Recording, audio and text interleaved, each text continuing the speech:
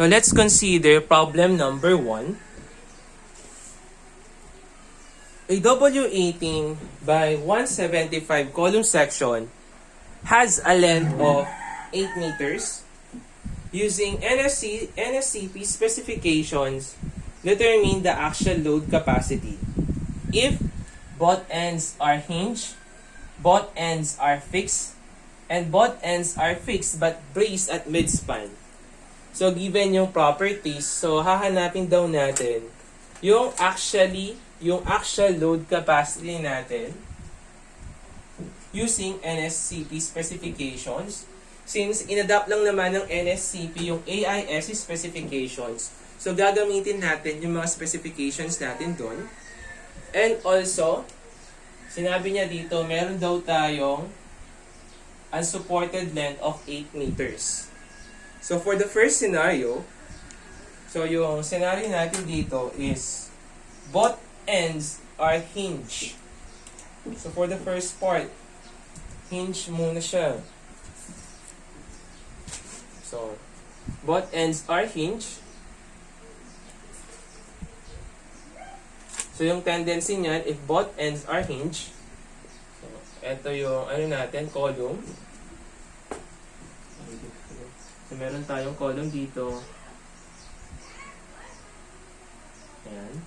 So, hinge at both ends. So, meron daw tayo dito, yung length niya, yung unsupported length niya is equal to 8 meter. So, hahanapin natin dyan yung actual load capacity natin. So, the value of our effective length factor here, the value of your K is equals to 1.0. So, siyempre, since kumukuha tayo ng actual load capacity, kailangan nating malaman kung short column ba to or long column. So, para makuha natin yon, gagamitin natin yung pagkuha ng slenderness ratio natin. Or kukunin natin yung critical slenderness ratio. So, ito yung tinatawag nating critical slenderness ratio. Ba't ko nasabing critical slenderness ratio? Kasi nga from the word itself, critical, meaning to say, kailangan yung slenderness ratio natin is maging maximum. Kaya nga tawag dito sa critical slenderness ratio is also called maximum slenderness ratio. So, kung mapapansin ninyo dito sa given natin, paano natin kukunin yung slenderness ratio natin? Anong pipiliin natin? Yung Rx ba o yung Ry natin? So for this part, always remember, no? So note natin,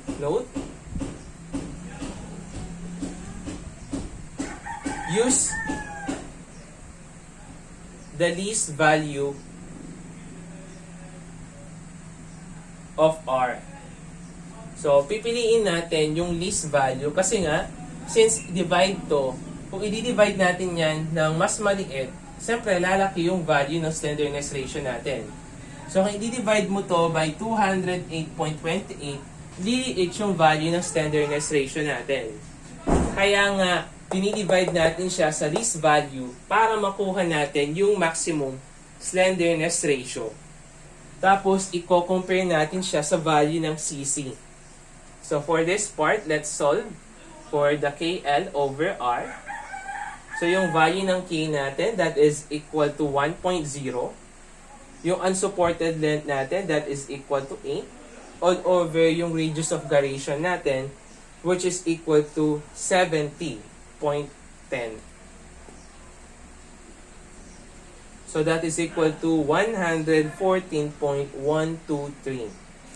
So, susunod naman, kunin naman natin yung value ng CC natin. So that is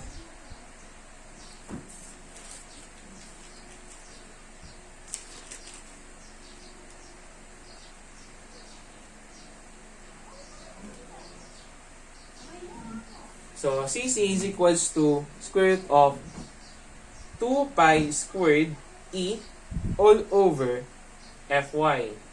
So the value of 2 pi squared, yung E natin, that is equal to 200,000 megapascal. All over yung Fy natin, that is equal to 380 megapascal. So you will have 101.927. Since KL over R is greater than the value of your CC, therefore, long column. To solve for the critical stress under the long column, so FA is equal to, so December 23, tapos yung Euler stress natin, critical stress na pi squared E all over KL over R squared. So 12, yung factor of safety natin, multiplied by pi squared over 200,000 multiplied by the slenderness ratio of 114.123 squared natin. So you will have a value of stress which is equal to 79.075 megapascal.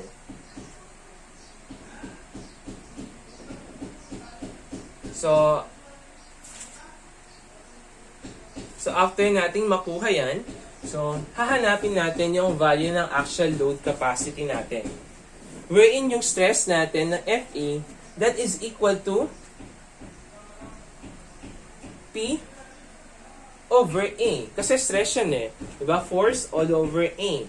So the value of your P is equals to, so yung 79 na nakuha natin, 0.075, i-multiply natin yung value ng area natin na 33,097.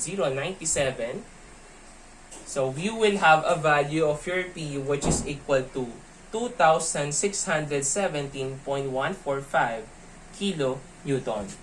So this will now become our actual load capacity under the conditions that both ends are hinged. So let's solve for the next condition. For letter B, both ends are fixed. So paano naman kung parehas na fixed naman? So you will have a column that was supported at both ends na fixed siya. So yung length niyan is equal to 8 meter. So yung value ng K natin dito, that is equal to 0.5. So laging ginagamit natin yung theoretical value kung walang sinabi sa problem na theoretical value yung gagamitin natin. Or kung walang sinabi dito sa problem kung anong gagamitin. Either yung theoretical ba or yung recommended. So for this part, so kunin lang natin yung value ng K natin, KL over R. Wherein yung gagamitin natin na R is the least value. So the value of your K is 0.5. Yung L natin, that is 8,000. All over the value of R, which is equal to 70.10.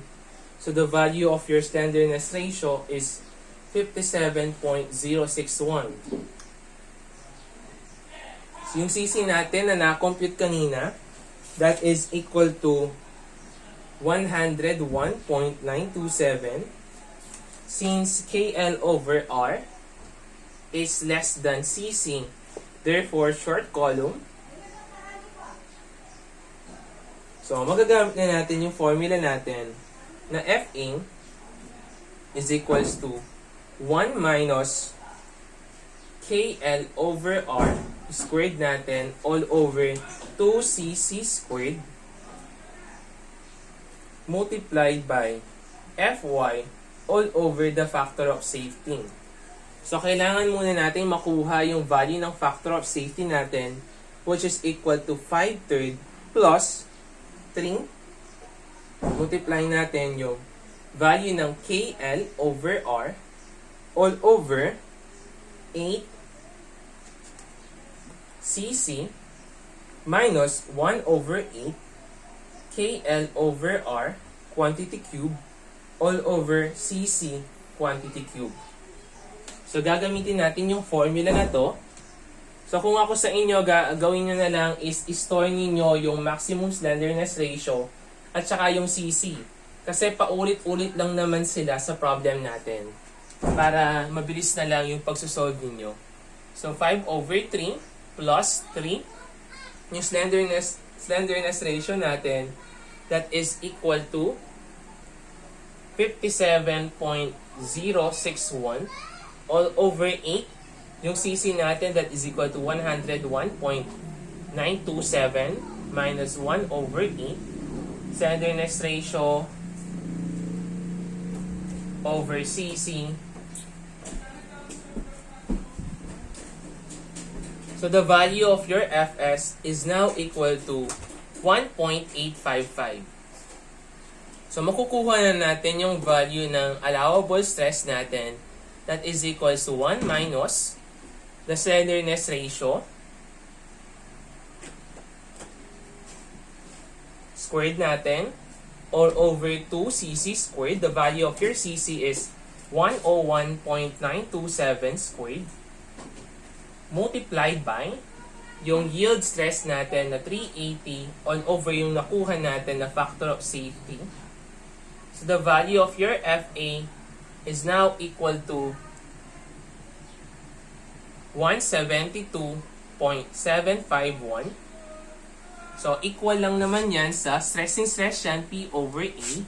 So makukuha na natin yung value ng P natin, 172.751. I-multiply natin sa value ng area natin na 33,097. So the value of your actual load capacity is now equal to 5717.54 kilonewton. So that will become yung value ng allowable axial capacity natin.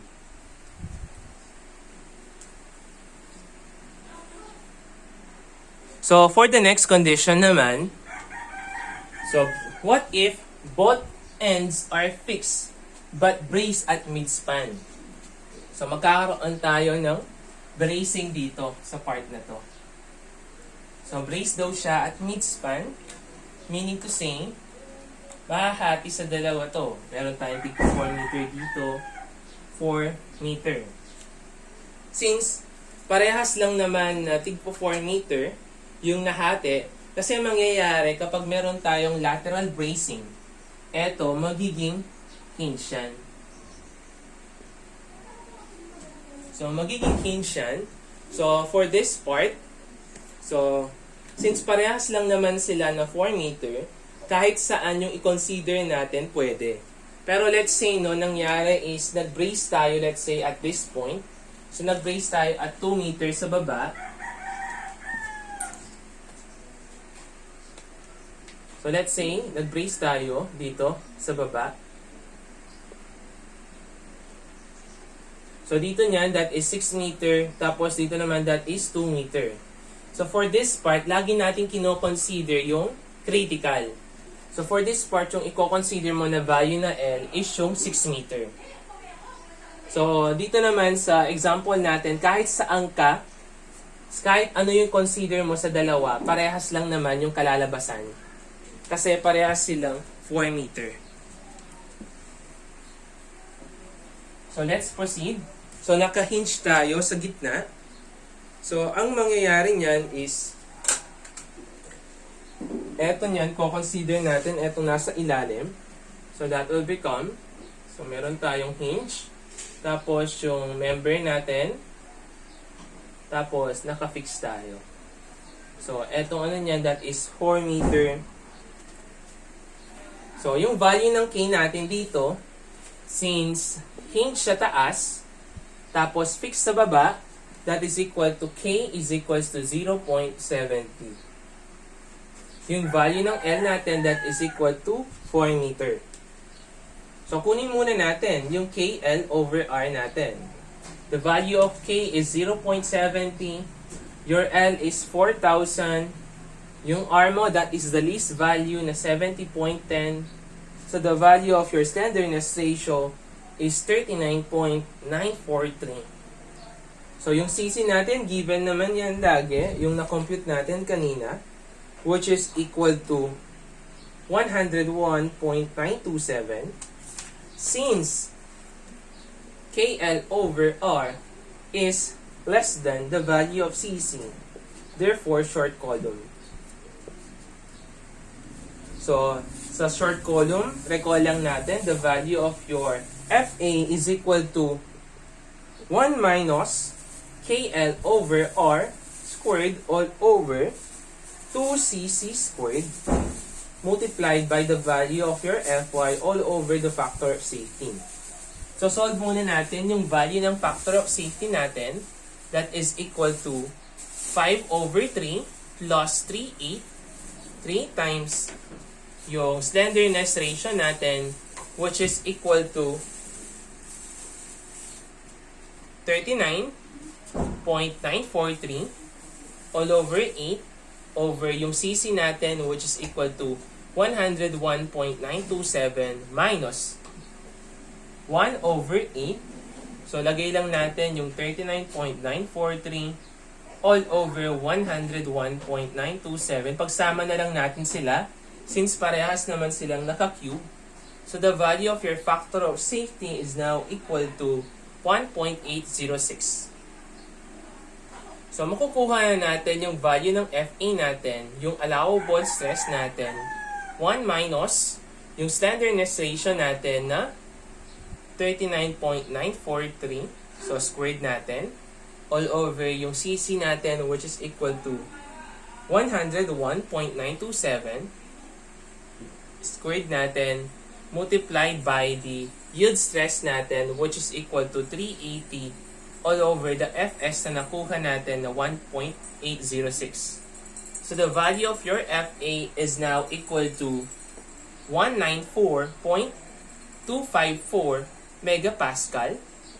So, yung stress natin, that is equal to force all over area.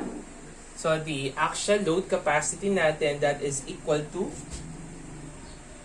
194.254 multiplied by the area of 33,097. So, the value of your actual load capacity is equal to 6,429.225 kilonewton. So, ganun lang naman yung procedure natin in determining for the actual load capacity natin using AISC o yung NSCP specifications natin. So, yung AISC natin